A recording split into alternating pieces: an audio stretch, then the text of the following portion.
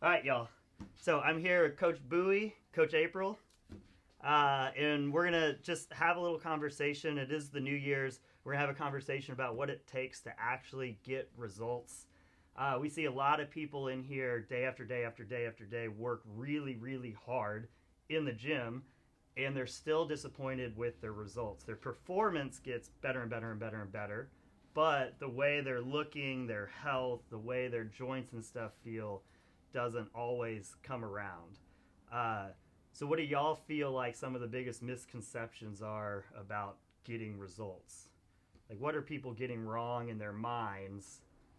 Just I think, well, what happened to me when I made my transition was I stopped training and working out to eat, and I started eating to train and work out. Meaning that at first I would come to the gym and I would do an hour, hour and a half, and I'd be like, excellent, I can go and eat chips and queso and drink beer. yeah, and like all of food that. as a reward because you earned it. Yeah, so I burn calories, now I can go do what I want. And when I changed my mindset and said, okay, I'm going to eat so that my performance in the gym and life got better, that's really when I started seeing progress. Yeah. So that's my Yeah, and I think that's how it happened for me too.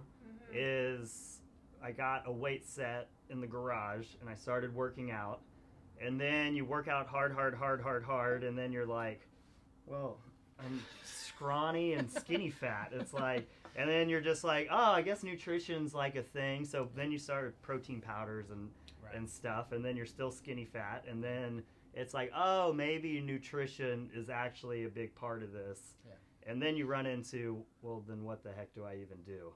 Yeah. And then the whole journey begins. Right. I think understanding and learning that a calorie is not a calorie burned or eaten. Calories aren't the same. A number of calories don't mean much, really, any at all. And Yeah. how much you weigh doesn't matter, and all that stuff doesn't really matter. Yeah, it's all how much you weigh is a symptom of health. Right. For the most part. And then, yeah, calories, everything's treated differently. It's treated differently depending on when you eat it. You're more sensitive to insulin in the morning and right after you work out than you are in other times. So those, especially the carbohydrate calories, they're treated completely differently. Yeah, and like understanding that you have to eat enough to fuel your workouts. And like you were saying, you started eating to fuel. But yeah, for me, it was eating enough and understanding that you're supposed to eat enough food all the time. Yeah, you don't need to be starved all the time. You don't need to be starving. You don't need to be hungry. There's no trick for when I'm hungry, I do this. Yeah. It's like when you're hungry, you should have something to eat for the most part. Now, if you're trying to get in 2 weeks, true. I want to lose as much weight as possible. Then don't eat for 2 weeks. Don't eat any food. That's how you do it. Definitely stop eating. But if we're trying to balance Yeah. performance, what you look like, overall health, and these other things, that's when you have to take a more sustainable approach. Right. That way you just bounce right back. Right. Yeah, and this goes back to what we actually talked about in the seminar, that the body wants to stay where it's at, right? So True. you have to kind of be gentle with it and slowly take it down to new levels or take it up to new levels depending on which way you're going. If you go on that shock diet where you don't eat for 30 days, Yeah. sure, you're going to lose some weight, but more than likely your body's going to want to rebound exactly to where it was when you start that refeeding. Yeah. So the slow and steady wins the race in Definitely. terms of calorie deficit or even calorie surplus, right? Overeating or undereating. Awesome. So I'll make y'all roll your eyes real fast because y'all have seen it 1,000 times. But just to give everyone else the perspective, we call it path results, and we have our little path pyramid here. And so the foundation of it is going to be exercise, nutrition, sleep, and movement. What we mean, should actually make it look like a pyramid. What we mean by path results is performance, aesthetics, tissue and joint health, and overall health and wellness. And so this is kind of the big picture. So what we all learned early on is that we worked out hard and consistently, and we got some results. So what we know is exercising the way we exercise will improve every indicator, or should be improving if we're doing it right, every indicator of if we're measuring our results. Then what we find out is that when we add nutrition into the mix, everything gets boosted even higher. So you can't get the full results you're looking for without these things. But then it took us even longer and longer to realize the equal importance and just the power that getting enough sleep and getting a lot of non-exercise activity can have on us. So if there was one thing that we know everyone in the gym is doing really well is they're exercising really well. So then if we're looking at how do we get more people results, what we also see is that when we exercise, this supports our efforts into changing these things. Mm-hmm. So by exercising, it promotes wakefulness. The more awake we are, the more that promotes sleep. Exercise makes us more functional and usable, allowing us and making us more likely to move around throughout the day. So these things kind of snowball on each other. And so what that means is because we already have this in place, the next thing we get in place will make it even easier, and then that will make the next one even easier. Yeah. So most people go exercise, nutrition, and I think in all of our opinions, and I don't want to speak exactly for y'all, but I would go exercise just because that's where everyone's starting anyway, sleep. Mm-hmm. And then what that does is that snowballs into making nutrition and movement just so much easier from there. 100%. Yeah. So sleep, if we're not getting enough sleep, it messes with our hormones. Leptin, and I always get it wrong, leptin and lectin, with a P, leptin and ghrelin. Ghrelin tells you you're hungry, leptin tells you you're full and satiated. And when we don't get enough sleep, those levels are off. And so if we're sleep deprived, we feel hungry, but hunger is just a hormone. We feel hungry even when we've eaten enough. Mm-hmm. So without getting enough sleep, whenever we're looking at trying to eat appropriate amounts of food, when we're tackling the nutrition side, if we're not getting enough sleep, we're just making it so much harder on ourselves. Yeah. Mm-hmm. And sleep is an easy win, right? Like that is, people struggle with nutrition. Most people, unless they have the competitiveness in them about sleep, getting more sleep is very easy to do. Yeah. Go to bed half hour earlier. And it takes longer to feel the effects of nutrition. Yeah. You don't eat well one day and just be like, this changed my life. Mm-hmm. You're like, God, I really want sugar. Yeah. And with sleep, you get one night of good sleep and you're just like, oh, wow. It's amazing. I feel pretty good. It is amazing. Mm-hmm. Yeah, and it is easiest. Learning to cook is hard. Learning to go to the grocery store is hard. Going to sleep shouldn't be hard. Right. Mm-hmm. So sleep, most people wear not sleeping on their chest like a badge of honor. Yeah. Every study, all the research points to the less sleep you get, the less productive you are, because your brain just doesn't work at the same capacity. So everyone looks at it as like a time thing, and if I'm sleeping, I'm lazy, yada, yada, yada. It's like, no, if you're not sleeping, you might be working really hard, but you're not getting a lot done. Right. And it's all about being productive. It's the same thing in the gym. If we're doing the wrong things, it's like you could work really, really hard, but you're doing the wrong things, you're not going to get efficient results. Mm-hmm. And it's all about the outcome. So is there any tips that y'all do or anything y'all do in y'all's lives when it comes to sleep to help y'all sleep more, or anything that it's done for y'all? I like to have a routine, like a bedtime routine.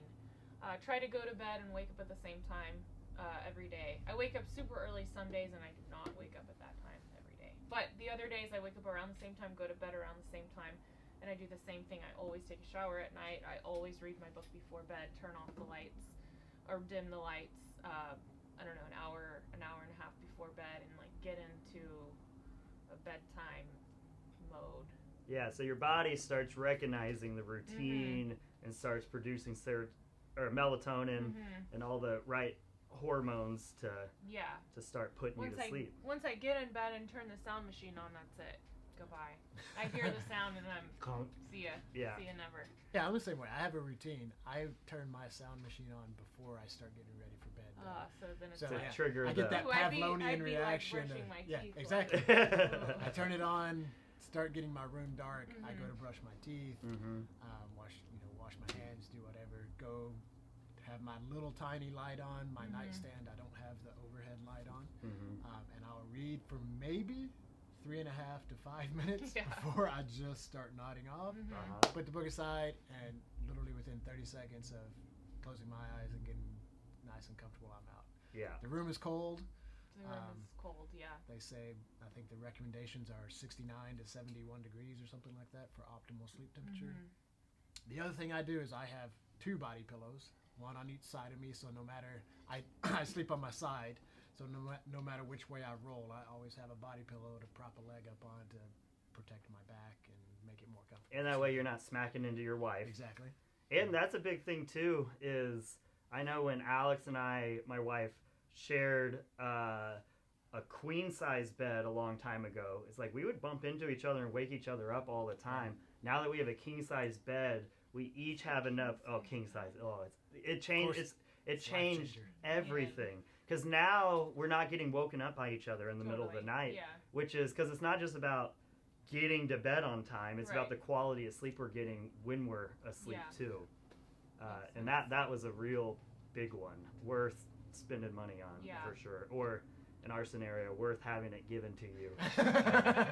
But completely changed everything. I have to make sure that I'm tired, which we were talking about earlier, and I cannot drink coffee.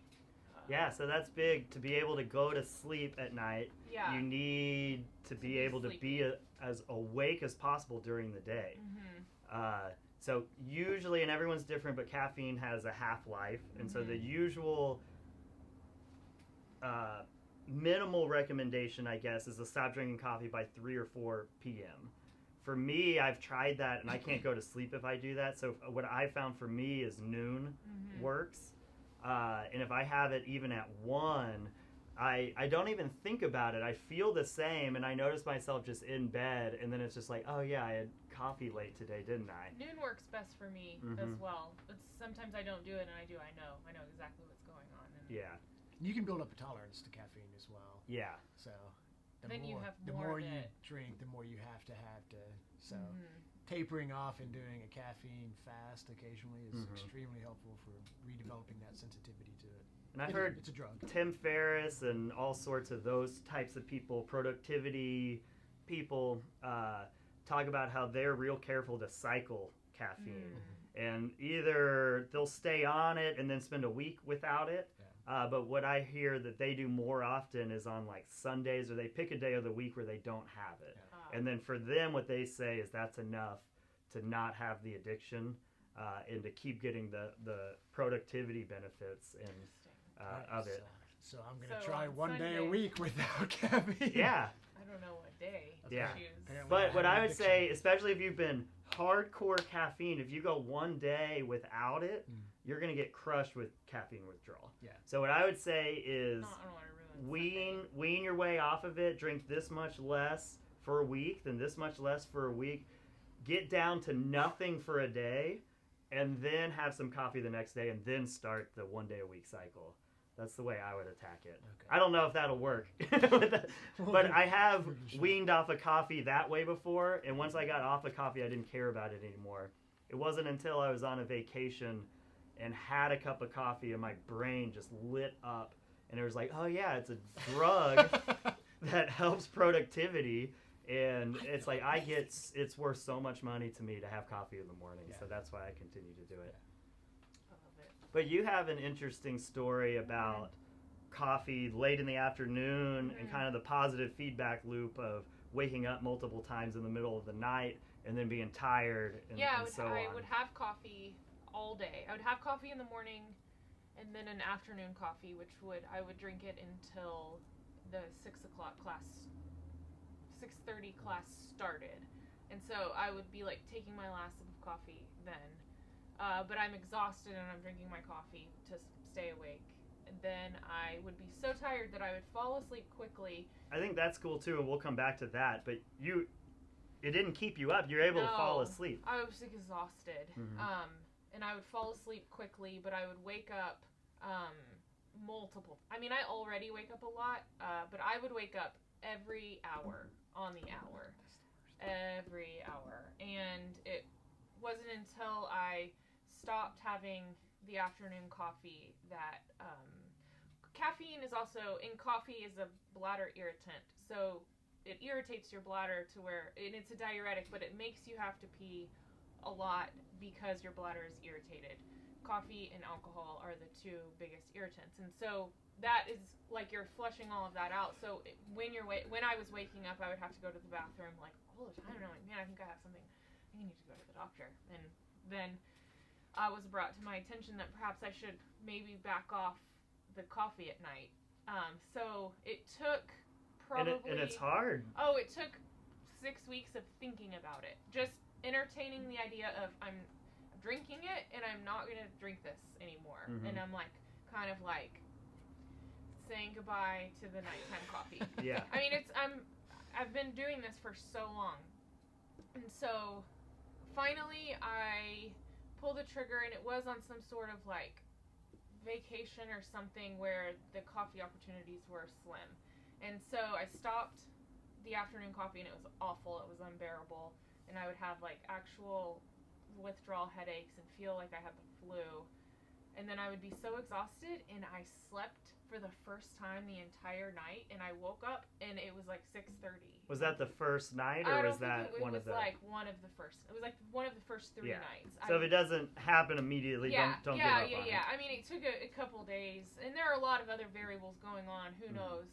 But I woke up and I'm like, thought it was gonna be like 1:15. I'd just fallen asleep, and it's the next day, and I'm like, wow. Mm-hmm. So then I started. I'll cut it off at noon. Most of the time, like 90% of the time, I'll stop coffee at noon, and then if something crazy is going on, whatever, I'll have it later. But I always pay for it, always, with not good sleep, getting up a lot, and then the loop starts. So then you stay awake at night, you can't sleep, and then of course you have to have a lot of coffee the next day because you're miserably tired from the day Especially before. in the afternoon when you're having to Yeah. be jolly and coach classes. Yeah, so then, you have to be, like, on, and it's all fueled by coffee. So all of that, talking about the pyramid, I'm not sleeping, so then I'm expected to exercise, and then I'm like, I need another coffee so that I can do this. Yeah, so not Workout. sleeping, nutrition we know, hungrier all the time. Lack of motivation for exercise, lack of motivation for here. Oh, yeah. So that one little snowball there Definitely. just impacted everything. I think changing your sleep will change your life. 100% make your life so much better. And And it's I the like to easiest. sleep. I still would go to bed very early, but I would get terrible quality of sleep. So I had the routines and everything going, and I was like doing my due diligence with sleep, but it wasn't working. But yeah, if you don't have a routine, creating that and getting that set up and sleeping 8 hours a night, I mean, that's more, not more valuable, but sometimes I think you need to sleep first before you change anything about how you eat, because you can't operate. Your brain isn't operating, and your hormones are all out of whack, and you're hungrier, and I don't feel like you make poor decisions when you're sleepy, crankier. So there was, and I don't know where the study came from, but I heard this from Matthew Walker. I know you might have been you got me onto Matthew Walker, but then I ran into you, who you've read his books. You're a big Matthew Walker guy, so we're all Matthew Walker fans. He's a sleep expert. There's a really good Joe Rogan podcast with him on it. But he references, I don't think it was on the Rogan, he did a podcast with Dr. Rhonda Patrick, and I think it was there where he referenced a study of sleep-deprived people, and they interviewed sleep-deprived people about how they felt, how happy they were, these types of things. But then while they were getting interviewed, they had another group of people watching them, and they asked them questions on things that they observed about these people. And what ultimately came out of it is, if you're sleep deprived by tens of minutes, so we're talking maybe getting 7 hours instead of 7.5, or 7.5 instead of 8, or 6.5 instead of 7, tens of minutes, not only did you feel more symptoms of loneliness and depression and all of these things, but people looking at you rated you as less good looking, and they wanted to they were less willing, or they rated you lower on like, I want to hang out with you scale. Interesting. So not only do you feel more lonely and depressed, other people are thinking, I don't like that person. So I thought that was super, super interesting. That is interesting, and I can say when something is going wrong and I haven't had enough sleep, I am a total disaster, crying in the car, and I'm like, man, I think I'm overreacting, and it's like, oh yeah, I got 6 hours of sleep or 5 hours of sleep, and then I get a good night's sleep, and all of those problems are like, oh yeah, that's fine, Yeah. everything's okay. But if I'm tired, then I'm like, Yeah. the world is over. So think of all the negative symptoms that come from not sleeping well, the negative symptoms from living a sedentary life, the negative symptoms from not eating well, and it's like now we have this whole just smash up of terrible symptoms that people are dealing with every single day. And that's why when you remove those negative symptoms, because now we're exercising, we remove these because now we're sleeping. It's like just life gets better. Much better. It gets so much better. So much better and easier. Okay, so let's jump into now maybe nutrition. And since we just talked about negative symptoms, let's talk about some negative symptoms that may be caused by diet, eating bad foods, things like when that. I eat too much sugar, my clothes don't fit. That's a pretty bad symptom. It's a bad symptom. That's rough. What I notice the most, especially just coming off the holidays, is when I eat sugary foods are my thing. That no matter how full I am, when I eat that sugary thing, I want to eat more of it. And I will eat not only that, but I'll eat more of other things. Cookie Monster. Yeah, I'll go get salty things to balance out the sweetness, Ooh, and then I'll go get more sweet, and then Yeah. I just go back and forth, and before you know it, I've had an entirely another meal And that's right after a meal. That's actually a trick competitive eaters do. You'll see a competitive eater, if they're trying to eat like a big burger, they'll order a bowl of ice cream. Or opposite, if they're trying to eat a bunch of ice cream, they'll once they get palate fatigue, they'll jump over and eat some fries, and as soon as they change the taste, they can go back and eat a bunch of ice cream. So that's a classic. That's good. You'd be a good competitive eater. I like to do that. So I thought I'd be a good competitive eater because I did that same thing, and I used to do cheat days, and it was disgusting the amount of food I could put down on a cheat day. So we went to, this was at our very first gym location. Right next door was this place called Big Daddy's. There was a burger place, and they had a 1 pound, the thing was a joke how big it was. Me and Adam Holman did it. And it was, Adam, I think, went to the hospital. I think he did go to the hospital. It was so disgusting. Neither one of us finished it. But afterwards, I was just like, I need to throw this up. It's like, I can't have this amount of food in me. It's so bad. And I was like, I couldn't throw up. And so I was like, trying to it's so gross. But even grosser, I ended up being able to throw up simply by flexing. I flexed, and it wasn't even throwing up. I could just get food out. So gross. Okay, anyway. Well, that was a tangent that has nothing to do with results. That's but an awesome story. Kids, don't do that, for sure. Oh, Hey, man. clothes. Can you believe no more burger challenges? But as simple as that sounds, people don't necessarily think about salty foods and sugary foods make us hungry. And those are taste buds, and they're there for a reason because sugar is energy and salt is a necessary mineral, but we've just never had them in the abundance that we have them now. So yeah, you eat turkey and dressing and pie, and then you go and have some chocolate chip cookies, and then you start all over again. So you just naturally overeat. Yeah, and when hunger is a hormone, if you're doing these things that trick those responses, which again competitive eaters use to their benefit, when we're accidentally tricking those responses, it's so easy to overeat. Yeah. For me, when I eat like that, I can't stop the next day, in the next week, and the week after that. Yeah, you have to break that cycle. It's so hard. So here's something for you to try next time. Okay. Try and cook a piece of meat and don't put any salt on it, and see how much you can eat. Yeah. You'll be shocked, and do the same with vegetables. Don't season your vegetables at all, and see how much you actually eat. you'll be hungry, you'll eat the And right then- amount, and then you'll be And done. then you will. That's actually a really good idea because you aren't tricking yourself with these like seasonings, and you won't. I was telling someone the other day. I can't remember who, but they were like, how many, I don't know, how many vegetables can I have? And I said, have as many vegetables as you want. I promise you will not overeat broccoli. Yeah. Because you get full and then you like. Well, for me, I'm like, and I'm done. I cannot put this broccoli in my mouth. So that's it.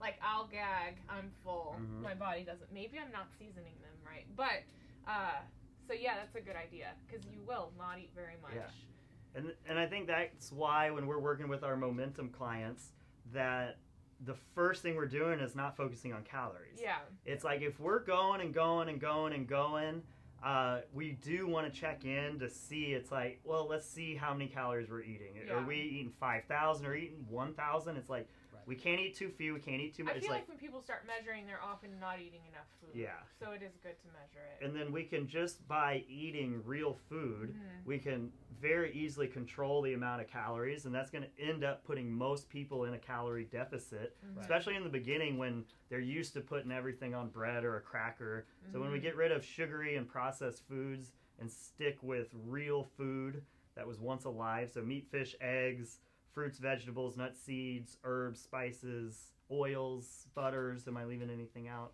I don't think so. Real food.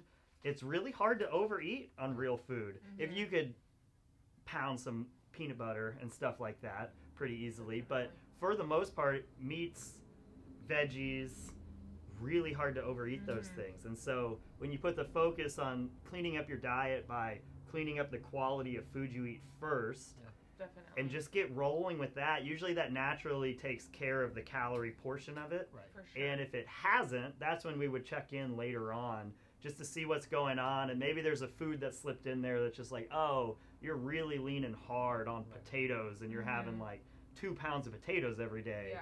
Or we're having a whole banana for every single meal, whatever it might be. Yeah, agreed. And I think just removing some of these trouble foods like sugar, it balances out the hormones. It makes you less hungry naturally.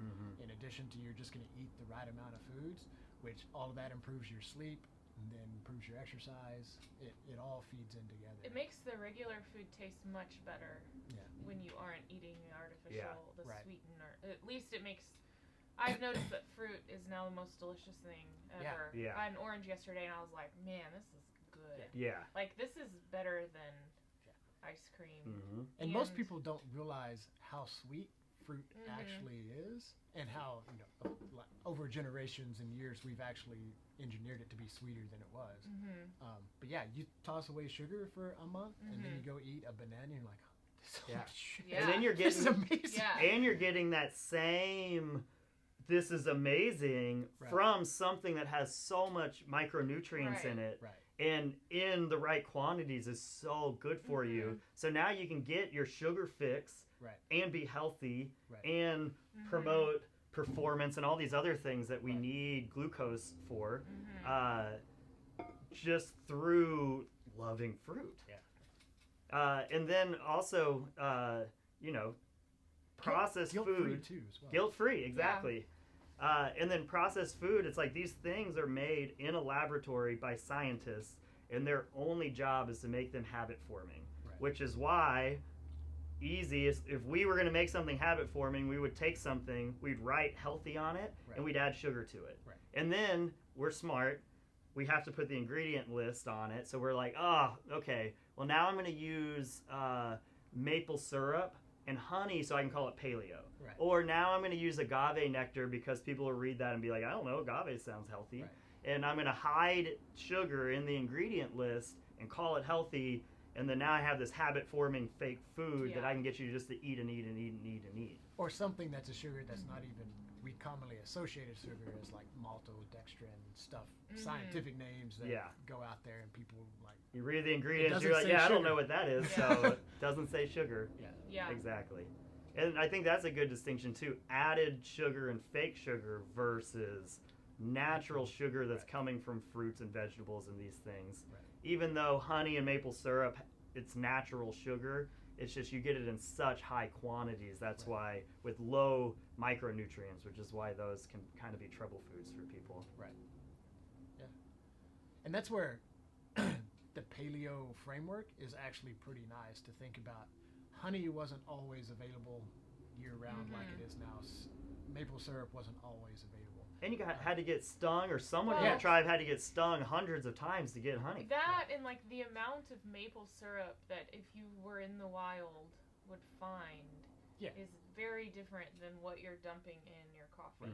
And you're like taking a little and you're tasting it and you're like, oh my god, this cave person is going mad over this like lick of maple syrup, whereas we're just like dumping it in whatever.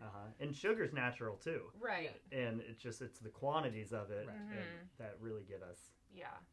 Yeah, the healthy labeling and the fad diet labeling, whether it's vegan or paleo or vegetarian, whatever. Those, I mean, aside from scientists actually designing foods to be habit forming, they're also designing packages and all of that stuff in the supermarket to draw your eyes to it, to make you want to go and grab that. Yeah. So they've got these labels: healthy, all natural, sugar-free, fat-free, blah, blah, blah, blah. And it's right there for you to see at eye level. And it's in this nice little cute package. Yeah. Then you flip the ingredient list around, and that's when you rage quit and you flip over and you just start knocking stuff off the shelves because... Don't do that either. They will kick you out of the foods. They probably would.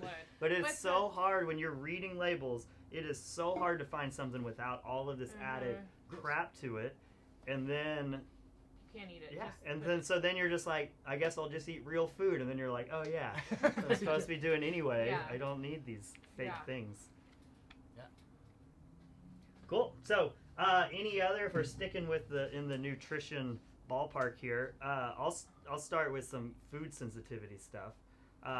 And everyone's always arguing over, is a vegetarian diet better? Are blueberries good?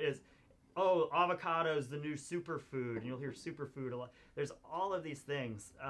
So when I eat almonds, I don't think anyone in the world would be like almonds are bad. Actually, there's probably some saturated fat people and that would not like almonds. Anyway, most nutritionists, most people would probably agree that almonds are healthy.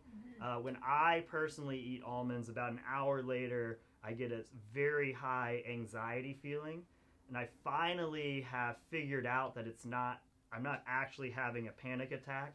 It just feels like I'm having a panic attack. It was weird. It used to happen to me on the way to the gym because paleo, you don't eat peanut butter, you eat almond butter. So I was putting almond butter on stuff for my breakfast, and then on the way to the gym, I'm having like these panic attacks while I'm driving. And then it took me a while to figure out, it's like, oh, I'm not actually having a panic attack. I'm having a reaction to the almond butter I just ate. When I eat wheat, my hands swell up and my gums bleed when I brush my teeth, which is disgusting. My gums don't bleed. I've been to the dentist. Good oral health. But when I eat wheat, my gums bleed. And then sugar... What I realize is not only that night do I feel terrible and I can't stop eating sugar, but the next day I'm unmotivated. I can't get myself to work. I can't get myself to work out. It makes the next day so hard. So ultimately, that's what made me give up sugar. Is I was like, for this 15 minutes of mouth pleasure, I'm not going to ruin the next day. But it took a long time to put together that my Mondays that were terrible were caused by my binging on Sundays, and once I put that together, my life changed. Yeah. So there, I think, dairy and eggs and peanuts are the three most common intolerances to food. There are others, FODMAP diet, like you said, almonds. I'm trying to think of some other, a lot of people react to beans and legumes. So there's a ton of different foods that people react to. That's where you start getting very individualized and what can you specifically eat and what is causing you problems. This is where elimination diets come in, and that's kind of next level of let's get your basic eating aligned to the whole foods healthy profile, and then we'll start working on maybe this one is causing some problems for you. Yeah. Like you said, almonds, healthy, no one would argue that, but Mm-hmm. in your particular case, it worked. It was an issue for you, right? Exactly. So that's just and trial then, and error. Imagine the slippery slope people go down. I'm eating almonds, and now I'm having panic attacks every day because I eat almond butter every morning. Right. And so I go to the doctor, and I get a prescription to help me with my panic attacks. Now I'm taking medication, and I'm not saying to not take medication, but in this scenario, now I'm taking medication for something that's diet related that's going to help me with that feeling, but now I'm still eating the thing, and now I have all the symptoms that come along with whatever medication I'm taking, Right. and all I needed to do is remove one thing from my diet, and I would have been completely fine. Yeah. And, I feel like everyone's looking for the pill that lets them do exactly what they're doing in their lives and lets them get away with it. And it's like, everything comes with a cost. Yeah, absolutely. And we have to balance that. And how long did it take you to figure out your almond? It took a long time. Yeah. It was on an elimination diet that I figured it out. The other thing is on that same elimination diet, things that I were eating that I got rid of was cheese, it was almonds, and it was red meat. And the funny thing is, I was feeling awful for a couple weeks. I was feeling terrible. And as soon as I reintroduced red meat, it has so many vitamins and minerals to it. It was just like having coffee for the first time and not have. So it was like my brain lit up immediately. It was immediate. It was amazing. The difference for me, and everyone handles things differently, but it was amazing the difference for me on what the benefits I was getting from the micronutrients in red meat. And it's a big source of vitamin D. It's a source of vitamins you can't get anywhere else unless you're supplementing, Right. which is key because I wasn't supplementing. And it's weird you don't really want us to start supplementing things generally without working with a doctor and getting blood tests and stuff. Right. So that was interesting, especially with all the vegetarian, vegan stuff that's always going around. Yeah. So I think if you're still struggling with food and having some reactions and things are still not going right, once you've got your basics of the diet aligned, then I think it's super important to work with someone and try these elimination diets. But it takes a while to figure out. And they're hard. To nail it down. It's very, very difficult to do. Because you're very limited on what you can eat, and the results you can get from it is awesome. You learn so much, but you're very limited, and so then you have to go through the whole process of figuring out how to get this food around you, Right.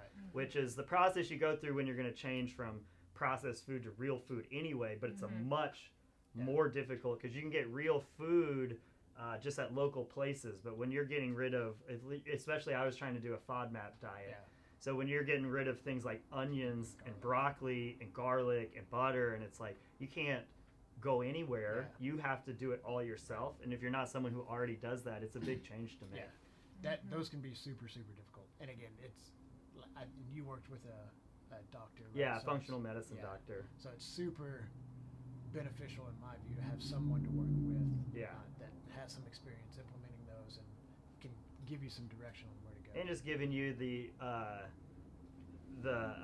feeling of like, oh, what I'm doing is smart. Yeah. And it's like, I'm going to put all of this effort in for a reason instead of like, ooh, I decided I was going to do this and now 3 days in it's hard. It's like, why am I doing this? And it's like, so it's nice having the team behind you to back you up. Yeah.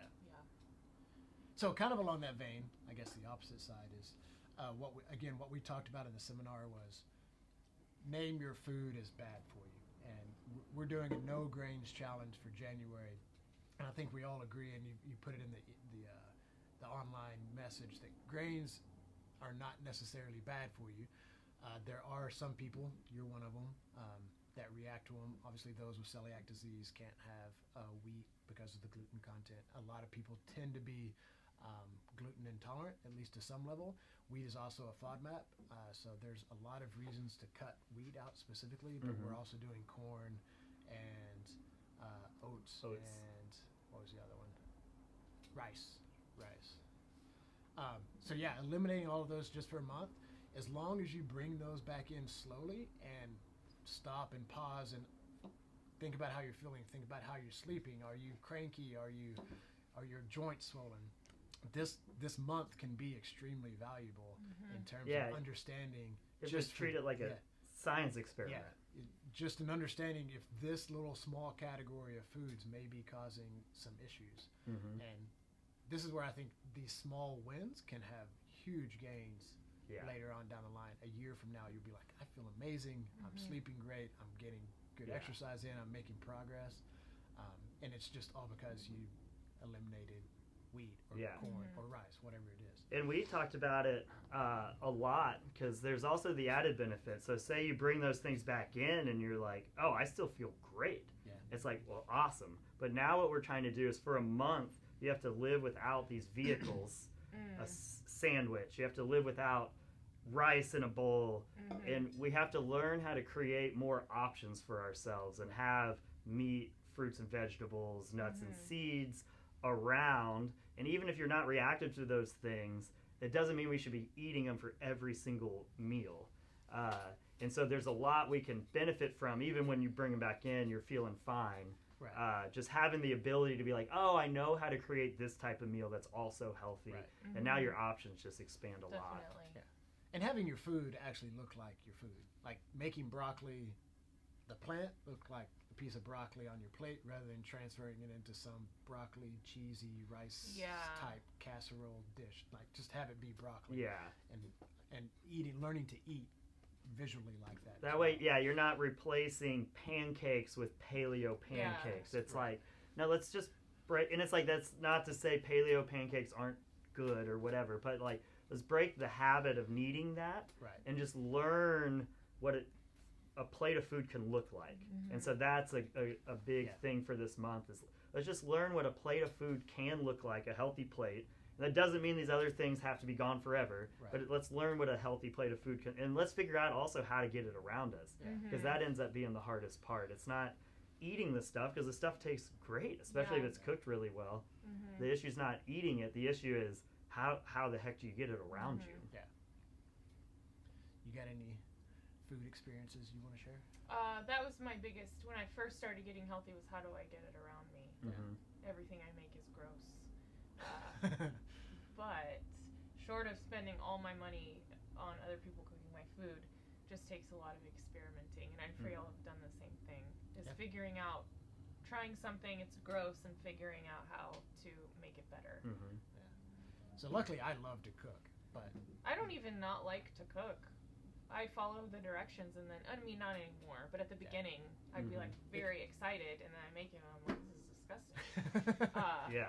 But once you figure out the power of like salt and pepper, garlic, and I hate cooking, but I cooked Brussels sprouts and asparagus just last night, and it's like cooking's not hard. No, it's being a really good cook and making these elaborate meals is extremely hard. It takes a lot of talent. It takes passion and experience and practice and practice and practice. And those are reserved for people who like to do it. Maybe I don't really like. I do like fine to cook my food. Yeah. But I don't want to be a... But to get to the level where you can cook meat and vegetables and these things in a way, when you're eating them, you're like, this tastes really good. It's not hard to get to that level. It's not hard. It's just a few spices and practice and failing a few times. You do have to try, and you do have to be willing to be like, oh man, well now I have to throw all of this away. Yeah, I mean, I have thrown away a number of things. Yeah. Inedible. I at least once a month I have to apologize to my wife. I'm like, sorry babe. Yeah. That did not work as planned. But I think people struggle because they make one thing and it's gross and it doesn't taste like a cheeseburger, and they're like, oh, I'm not doing this. This is horrible. Yeah, or it's chicken and broccoli for every meal, and then you're just like, that's not what eating healthy is. If I had to eat chicken and broccoli every day, I would also not eat healthy because it's gross. That's not fun. That's not even worth. Variety is key. Yeah, so sometimes chicken, but then there's a bunch of different ways you can make chicken. Yeah. And there's a bunch of other meats. And I think that is a big misconception is people want to eat ground turkey or chicken. Oh, yeah. Oh, and that goes back to a big myth about fat is bad for you. True, yeah. And it's like, you don't need to be scared of fat, especially fat from animal meats. You want to be scared of really terrible animal meat. Yeah. Raised in a bad way, produced in a bad way. That's what you should be scared of. But when it's done well and natural, it's like there's actually ways they're doing because a big vegetarian thing is how terrible farms are for the environment, farms specifically with animals, and they actually have ways to have carbon negative, so pulling carbon out of the air and produce livestock, which is pretty incredible. So it's frustrating when people get caught up in the way we do things is bad, and so don't eat meat, as opposed to there's a way that we can do this in a way where we can eat meat, which is extremely healthy, and we can produce the thing in a very environmental positive way. The same way we produce fruits and vegetables is unsustainable. What I've heard is there's about 60 harvests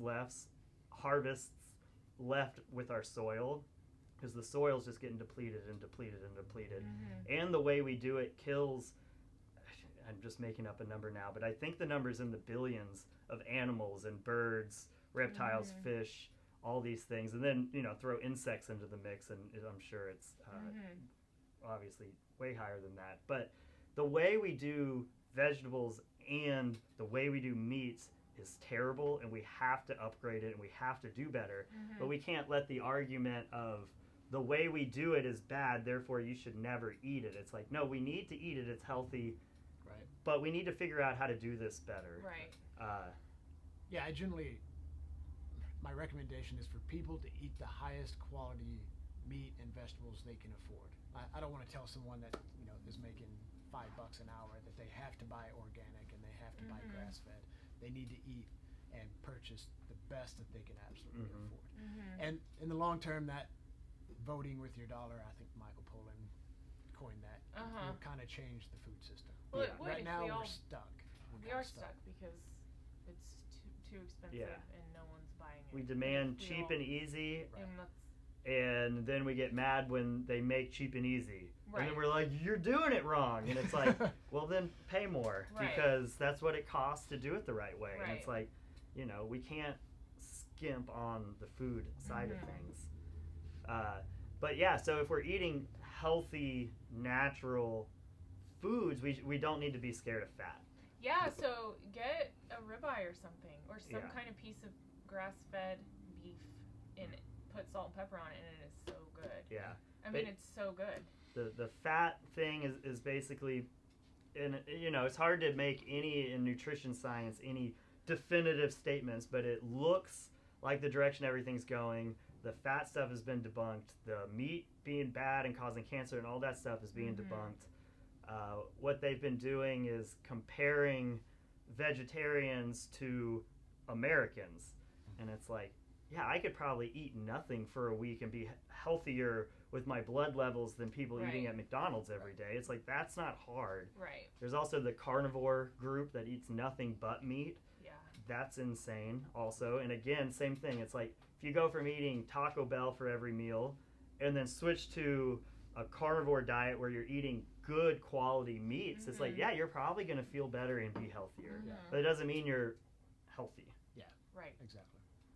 And kind of along those same lines of protein being bad for you as a myth, carbs aren't necessarily bad for you. Carbs aren't bad. Especially when you exercise and perform in a way that burns carbs. If you're a long, slow distance runner, there's a lot of people doing really well on high-fat diets and low-carb diets, but we're in a glucose-driven sport here in CrossFit.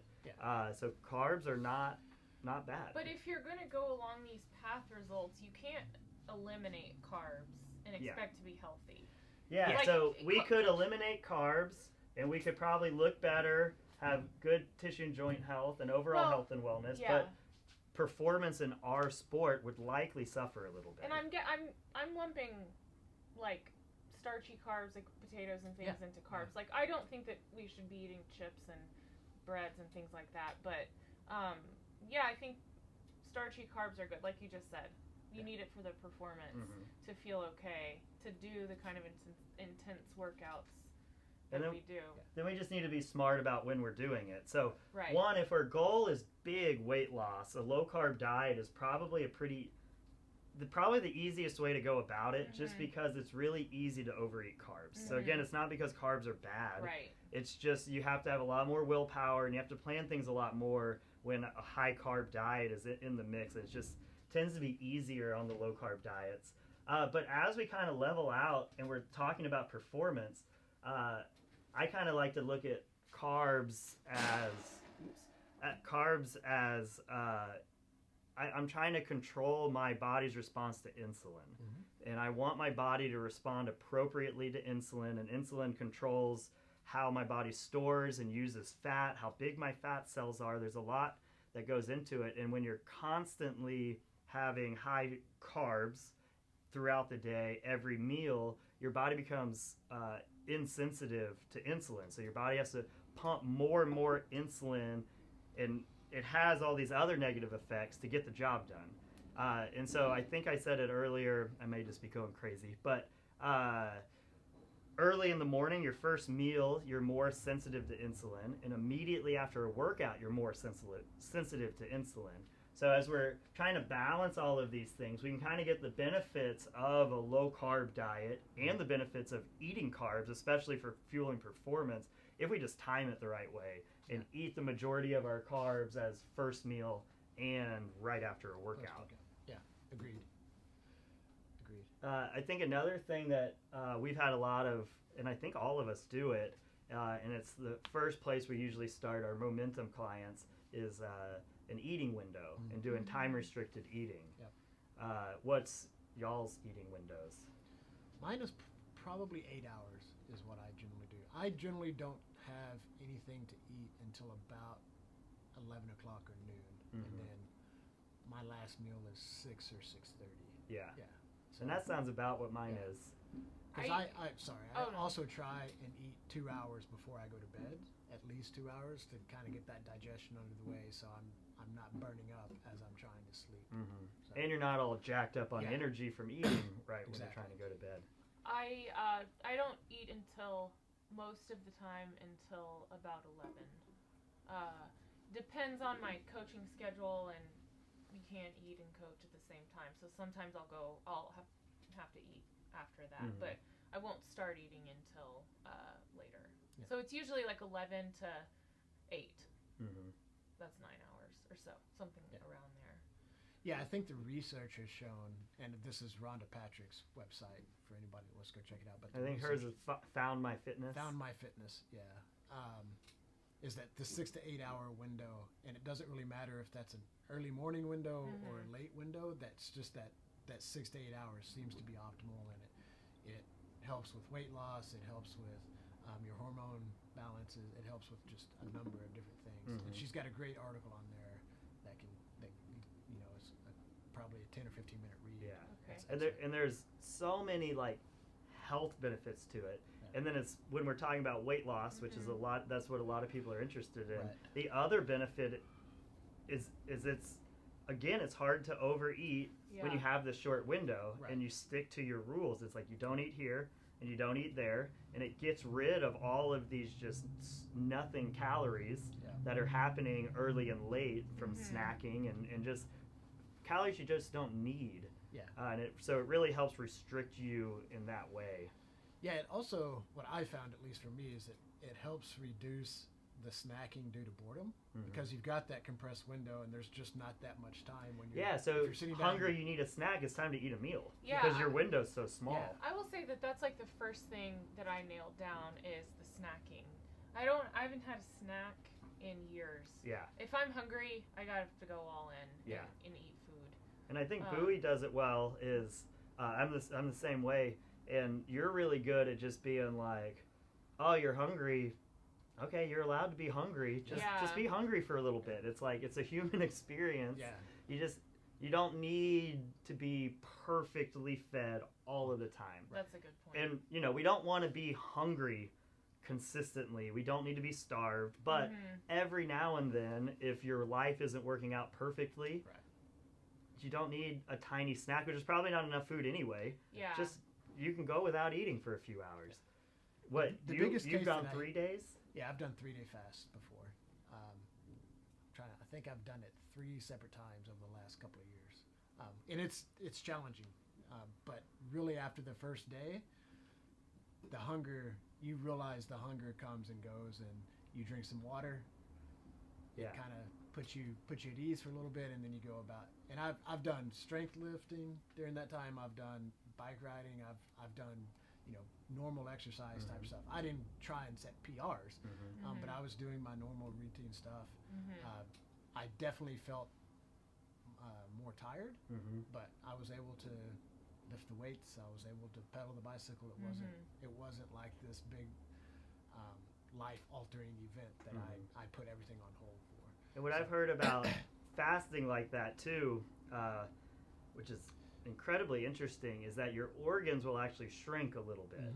And they shrink because your body is actually getting rid of the damaged cells in the organs. And so that in itself, and it's just like exercise. Exercise in itself is stressful. It's recovering from the exercise where all the benefits happen. And so same thing, now when you refeed and you're getting back into it, you replace those cells with new cells. And so it can be, the health implications of it seem like they're incredible. So what you're saying is, if you fast, you should not eat whatever you want on the days that you don't fast. Absolutely. Well, yeah, and refeeding is the important time. That's when it's even more important to have as much micronutrients and good quality food as possible to really take advantage. It's just like, you don't work out hard and then just lay on the couch. Yeah. Work out hard in your recoveries, move around, do things, play around, because that will boost you way more than just laying around well.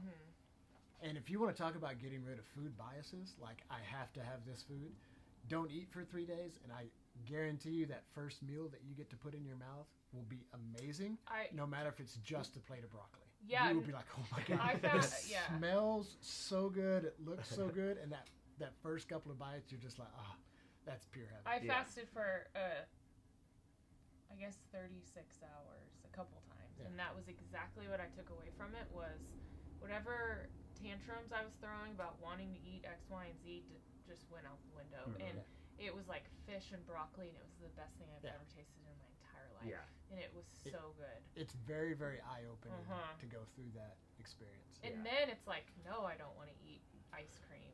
I want another piece of fish. Yeah. So I think this brings up something that I get all the time, and I know people think it about y'all too, is they think that somehow we are these special people that have extreme discipline. I have no. I consider myself to have none. So I have zero self-control. Yeah.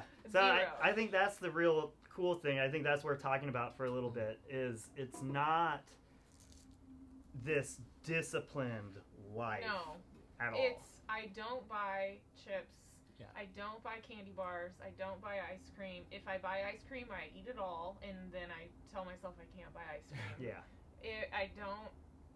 I don't set myself up to eat these things. And I still have accountability people. I'm still like thinking about, I really want a cheeseburger and fries for dinner. But the difference is you're at home, you really want a cheeseburger and fries for dinner, and you have your good food right there. So this happened last night. I'm going home late. I have to get up early, and I'm like, I could get a cheeseburger. And I'm talking to myself, and I'm like, do I think I should get a cheeseburger? Definitely. I'm super hungry. I did brand today. I'm going to have a cheeseburger. And then it's like, I've already made the thing that I'm going to eat. And it's in the fridge, which is actually faster, because the hunger was driving me. And I call it the point of no return, when you're so hungry that you eat cheeseburgers because your brain doesn't care. But yeah, and I had to talk myself out of it, and I ate the thing I already made, and it was fine, and everything was fine. And then I forgot all about the cheeseburgers until right now. Yeah. And it's like, I'm so glad I didn't eat that. I would have been really pissed. And so what we work with people on is selective discipline. It's not, we don't feel like we're disciplined at all. What we're disciplined is, I'm fed, and I'm at the grocery store, and I'm not stressed out, and it's like, I'm going to get good food. That way when I'm at home and I'm stressed out and I'm hungry, it's like my options are eat this good food that I've already gotten, Mhm. or go to the store and go crazy. And it's like, and I know just from experience, no matter how much I might not want it in the moment, if I just start eating the food, Yeah, I'm gonna it's forget fine. all about it. I'm gonna be like, You oh, what really are we do. doing tonight? But I cannot stress enough that we are not special, or fitter, or more better at cooking or eating or planning. I mean, I make a list. I don't know if y'all make a list, but it helps me to make a list so I know what I'm getting at the store. I don't get things that aren't But on I my would list. say you are better at planning. I guess we are better at planning, Mhm. and that's probably the only thing. And that's something you can be better at like that. Right, 'cause Just I- try to plan. Yeah, That's and all I you have to just- do. I think these are the meats I want to eat this week. Mhm. I get the vegetables, and then the other things I eat, I get, and that's it. And I Mhm. don't get anything else from the store. Ever. Yeah, I think that's the key. I never buy anything different from the store. Yeah. And I think that's the thing. It's like, I probably don't even need the list anymore because I get the same things. And I think that variety is good. So I might change up the meat, change up the vegetables, change up the breakfast. But you know how much But meat, this is how what I'm getting. many, like, you know kind of the poundage and, Yeah. and what you're getting. But it's not, I'm never at the store when I'm hungry. I will buy tortillas for no reason and this for no reason, eat it in the car because I'm Mhm. so hungry, for sure. And people are like, April, you don't understand. And I'm like, It's like, I've eaten cookies out of a trash can. Believe me, I understand. I was telling Vidisha in our momentum meeting that I ate fudge out of the garbage Yeah. 2 weeks ago. I threw it away. My mom sent a bunch of fudge. I threw it away, and then later, 12 hours later, I remembered it, and I ate it from Costanza, yeah.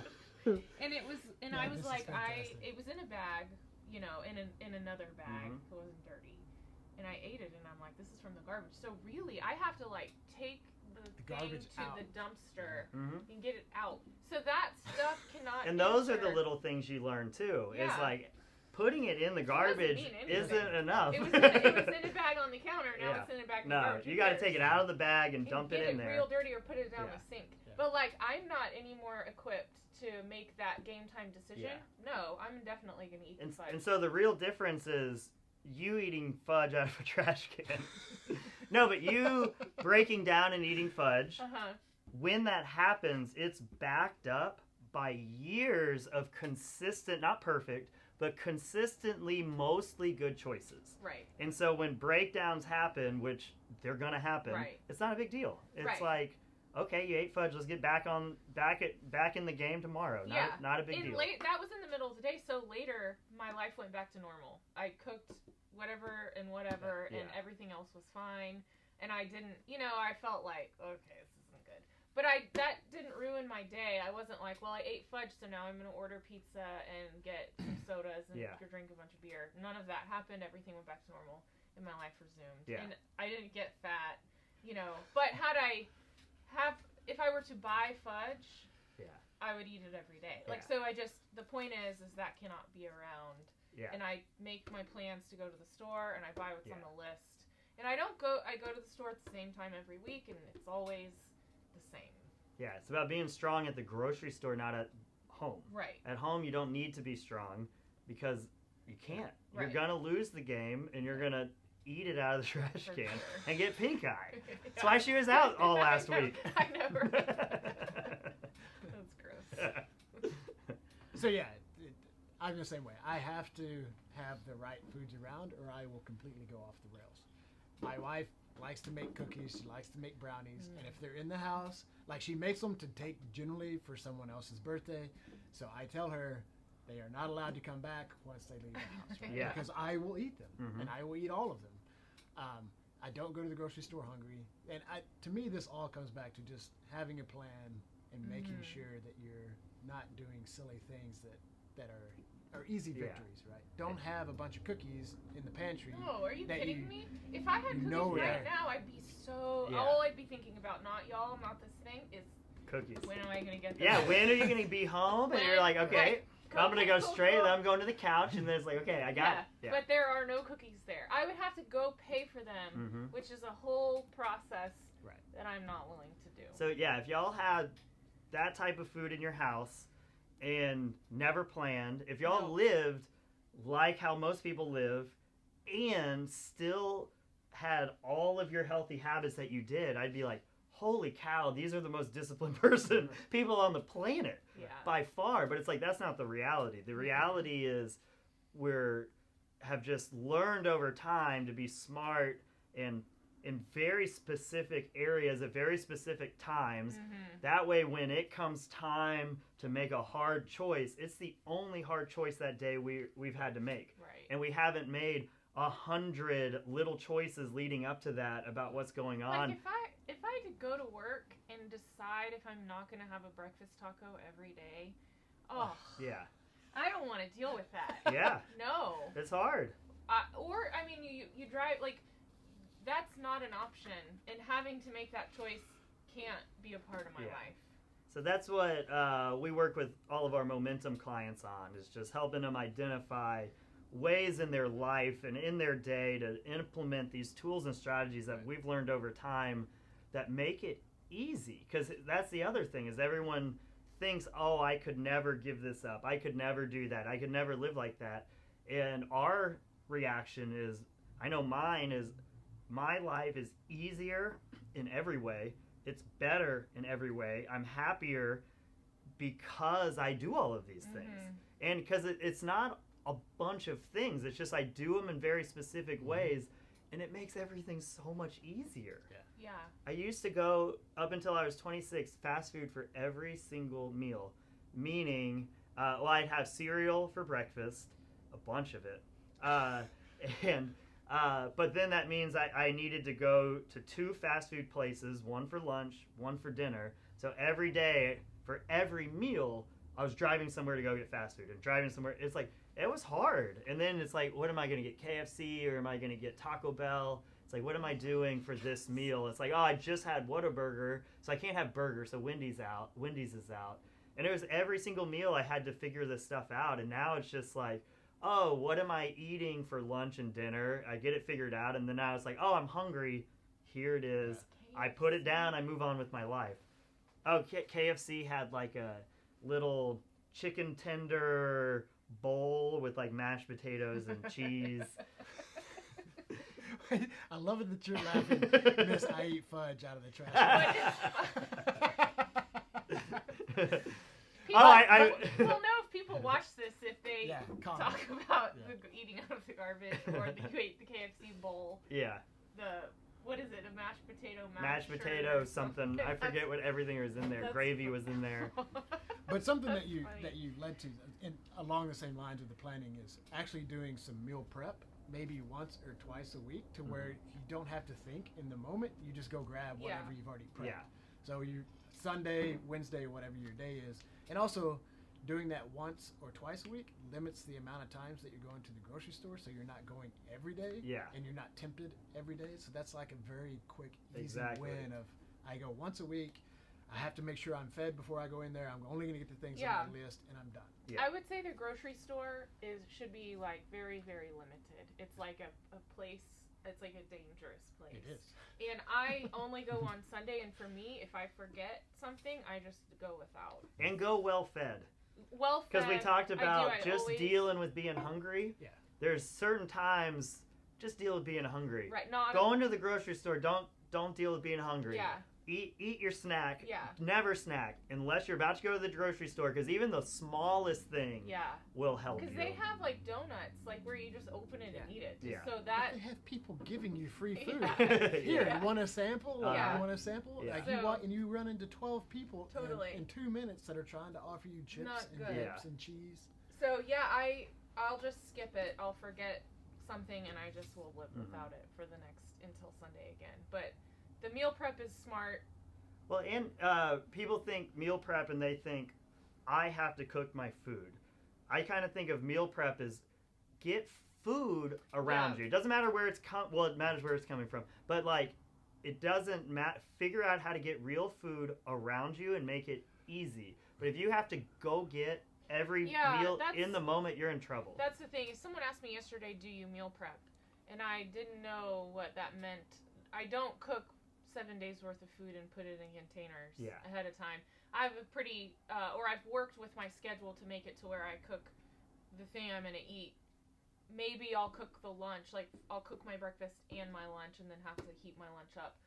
But then I know what I'm having for dinner. Mm-hmm. And the planning and the knowing what you're having is 99% of the problem. And then in the Momentum program, we hand people journals that help them kind of track their progress and keep up with the mindset of this stuff. But part of it is taking a minute to figure out where your food's coming from. Yeah.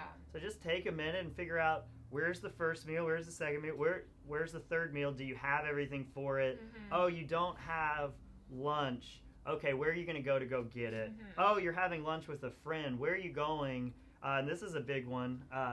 You're having lunch with somebody and it's a place you don't know the menu. Instead of waiting till you get there to look at the menu, and now I'm looking at a menu and I'm trying to have a conversation with y'all, you can't focus on, it's like look at it beforehand, know what you're getting. Not only is that going to make you get something that's healthy and you can figure out, but then you get to be present when you're there and you're not trying to juggle, what do I get? And you just get to hang out with your friends. Yeah. In addition to that, you're not going to be influenced by the smells of the restaurant. Yeah, you're not going to be like, oh yeah, screw it, chicken tenders. You walk you're into looking an Asian and it's food hard. place and it smells awesome. Yeah.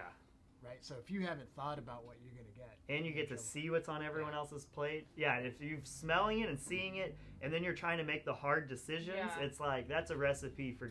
But if you're going in knowing, and you're just like, that's what I'm getting, it's so much easier. Much easier. So again, then the discipline it takes at the restaurant to order that thing is so much smaller than the discipline it takes to be around the smells, to look at other people's food, to try and pick out what you're going to eat while you're having a conversation with somebody. And it's just those little tiny things that go so far to make life easy. Yeah. Agree. Absolutely. All right, so last piece we haven't talked about here on the pyramid is movement. And when we say movement, we're meaning more like non-exercise activities, kind of the term that's going around the fitness industry now. And this basically is around the point of if you are sedentary for 8 hours or more a day, not counting sleep, and sedentary means sitting down, laying down, basically doing nothing, then no amount of exercise can reverse the negative effects of being sedentary for 8 hours a day. The average American is sedentary for 12 hours a day. And it makes complete sense, and this is probably going to describe most people's who's watching this, their lives, is you wake up, you sit down and have breakfast, you get in your car, you're sitting, you drive to work, you sit, you go to lunch, back in your car, you sit at the place, back in the car, back at the office, back in the car, you come to the gym, good job, we move around for an hour, sit down to cool down, get back in the car, go home, get dinner, sit down to eat it, watch TV, and now you've literally spent almost your entire day sitting doing nothing, and you got an hour of exercise, and you got a little bit of walk into the bathroom and to and from your car and to someone else's office, into the conference room or whatever you're doing, but you've spent the whole day sitting.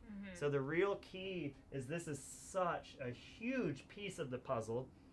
We're lucky enough where our jobs... I think I wore a tracker just for one day, and my plan was to wear a step counter. And in that one day, when I coached, so only the few hours I coached, I had 15,000 steps. Today I have, 9,000. Uh-oh. I need to get up. But what time is it? It's only 3:40. Okay, so you've got plenty of time to get your 10,000 mark. Totally. But we're lucky that we have jobs that make us do this, so it's easier for us to get it in. And this is an analogy we like to use a lot, is your body doesn't care why you do what you do. You can have the best excuses in the world, it doesn't matter. And I like to use the analogy of you could be imprisoned for a really dumb reason, locked up and given just a ball of rice to eat every day. It's a great reason for not getting enough movement and not sleeping well and not doing these things. Great reasons. You're going to be unhealthy, period. You're going to suffer on all of these things, not your fault. It's going to happen. So it doesn't matter what your circumstances are. The reality is it impacts your health and your body and your performance and all these other things. So you have to make choices in what you do. Yeah. One of my biggest fears is having to sit all day like that. I've been fortunate to never have a job that I have to sit for 12 hours. That seems miserable. But I think that some ways to avoid 12 hours of sitting is to not sit for 12 hours. So get up. Yeah, or stand-up desk. Stand-up desk. That was something that changed my life. It was figuring this stuff out. But part of that, it was I'm not sitting anymore. It almost immediately. Well, the funny thing is it got rid of one of the many things that got rid of my back pain. I used to hurt my back every single year in a bad way. Now it's been almost 4 or 5 years since I've hurt my back. And a big part of that was standing. What happened is right when I started standing, my back was really, really hurting because I realized, oh, I just stood dumped on my spine and I had to learn how to stand. But stand-up desk was huge for me, and now I don't have chair. I don't have a chair here. I don't have a chair at home in my home office. It makes a huge, huge difference. And a lot of companies now are offering stand-up desk options. Yeah. You may have to go through an ergonomic assessment or something like that, but they're trying to improve their workforce as well. So and you can at get the office, you can get one. Yeah, and you can get doctor notes from physical therapists. There's some in the gym.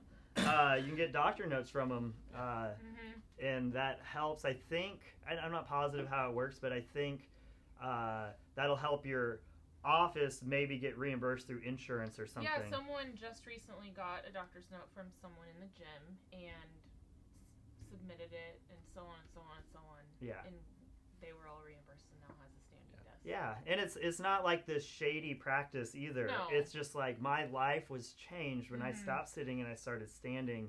And for as far as my back health, and it was like I went to that physical therapist once a year being like, I'm broken. And I haven't had to do that in years. It's incredible. Yeah, the other thing that my wife and I did or do is just go for walks, right? We try and get a 5K walk in as frequently as we can. Right now, she's better at it than I am. She probably gets 4 to 5 days a weekend. Yeah. Where she takes the dogs out for a walk. It's beautiful right now in Austin, so definitely get out and get the sun. But even when it was raining, we would strap on rain gear and go for a walk. When it was snowing. But not only is that awesome for your relationship, going back to all of these things supporting each other, that extra movement helps lose weight here, but that extra movement also helps us also helps us recover from the exercise. It flushes the system, gets blood flow going, our recovery is better, so now our exercise is better. That extra movement wakes us up, helps us sleep better, and so it all just filters back together. And that one's pretty easy too. And a 5K, do you have any idea how many steps that is? I think it's pretty close to about 10,000. About an hour. Yeah. Like an hour. I was doing it for a bit. And it is like an hour. And for some of you guys out there that want to make it a little bit more challenging, add a weight vest, a 10-pound weight vest. That will help with your hiking abilities if you like to go hiking in the mountains. And it come to my neighborhood and do it in the hills. Oh yeah, up the hills. But yeah, just walk. Just go for a walk. Yeah. It's super easy. And as far as productivity goes, and I hear different things, but typically it's like a 20 to 40 minutes of focused work needs like a 2 to 5 minute break to be able to come back and focus. So when we're thinking about, we're not just at our jobs for 8 hours, we're trying to get work done and we're trying to get results from the work. You want to be as productive as possible, and to be as productive as possible, you need to sleep more, which is weird, but you also need to walk away from your desk, swing your arms around, wiggle around, and get blood flowing, break your brain, and then come back to it. You'll be so much more productive and healthier for it all, too. I think that's another relating to snacking is don't break for a snack. I think that offices have a lot of snacks. From what I hear. Oh, so yeah, people leave their desk. Walk away and go get a snack. Yeah. And then come back. Yeah, and that's a boredom eat. Yeah, totally. And not a... And like the things that offices have, from what I hear, is like And now they're giving free food, yeah, like it's like all free. meals. Yeah. So I think that it's important not to think you're hungry. And that kind of goes back into, you might be out of frame there. Oh, sorry. I don't know. But you can come over here. But I think that goes, I forgot what I was going to say. But I think it goes back into, your body doesn't care why. Right. So if you have all of this free food, it's like, man, that's a perk of a job, and that is a great reason, but you're going to pay for it. Mm-hmm. So it's like, it's everything is a choice, and it's like you're going to pay for that with your health, your performance, how your body looks in this stuff, even though it's free. It's not free. Yeah. So you got to make those choices, and is the money, and that's what you said earlier, it's like, is the money the driving factor? Because that, some people, that's the situation. But if the money's not the driving factor, don't eat crappy food just because it's easy. Yeah. Get your good food around you, because that'll make it easy. Yeah. And speaking as someone who sat in an office for 20 years, I can personally testify to the health effects it can have on you, right? And my posture is terrible. It's something I work on every day. I've had other health effects. So the getting up and moving, letting your brain just decompress. On my walks, it's not quite meditative, but it's very much of, my wife and I will talk for a few minutes, and as we kind of get into the rhythm, we both go quiet and we go into our own little land, and then we'll come back with some ideas. And it's been really, really beneficial just from a mental clarity point of view to come back. Yeah, that's awesome. That's kind of how we decided to leave our jobs at the same time. Yeah, so be careful. If you go on a walk, you might retire early. Yeah, exactly. That's awesome. So our general prescription here is 10,000 steps a day. Fitbits, Apple Watches, all these things do it. But you can also get, I think you can get them for like $5 on Amazon. You just get little step counters. So it's pretty easy to find a way to track your steps. And it's just something, it can buzz you, and it can do all these other things too. The other things that kind of fall into this category, and something that's really helped me too, is every morning I start my day with 5 to 10 minutes of moving around. So I've got a note by my coffee maker. When I brew coffee, it says do mobility. I go and I do like a little 5-minute get blood flow and warm up like we do in classes. And then I pick one area on my body that needs extra help.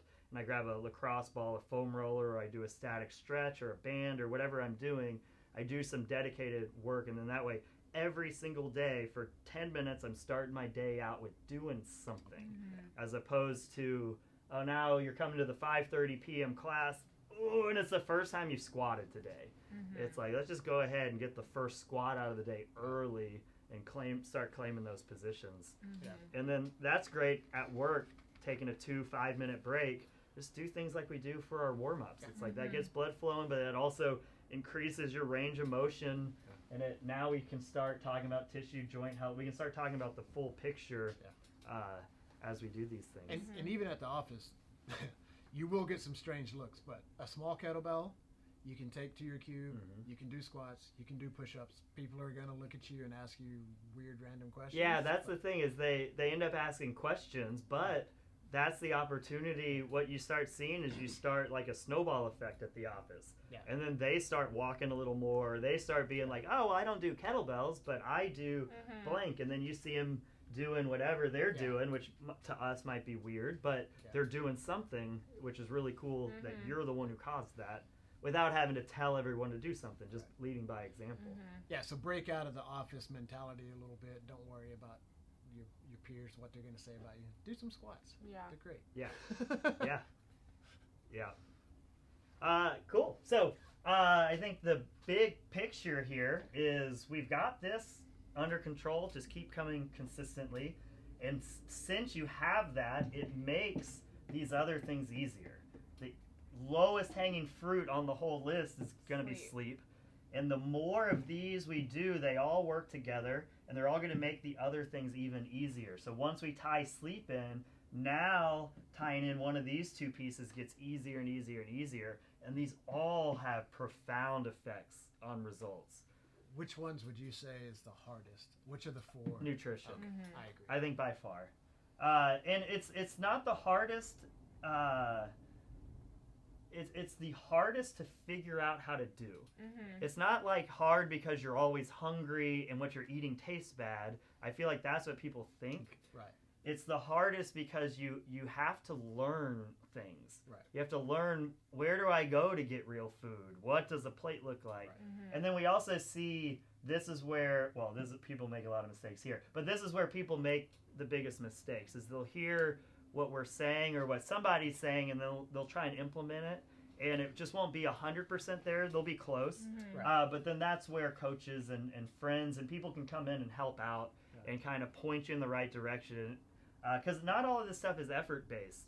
Just because you're trying, you might be trying off of some bad information. Right. There's a lot, like fat is bad, there we go. If Yeah. you're working off of that old, outdated information, you might be really digging yourself into a hole instead of getting yourself out of these holes. But yeah, I feel like there's a lot of people that desperately want more results, and they are working their butts off in the gym, and then they're trying kinda on the nutrition, but it's once we get this whole thing kind of worked in, that's where we really see people make changes fast. And when we're doing things simply for aesthetic reasons and not for the whole picture, it just ends up not being sustainable. So all of these practices are things that make life easier, not harder. Yeah. Do y'all have anything to add before we wrap it up? I don't think so. We've covered a I lot. don't think so. All I right. think that's it. Let's hope the microphone actually stayed on. And Did you we, press record? let's hope I we was recorded this. thinking that, I thought, oh no. Jesus. Fingers crossed. Did it record?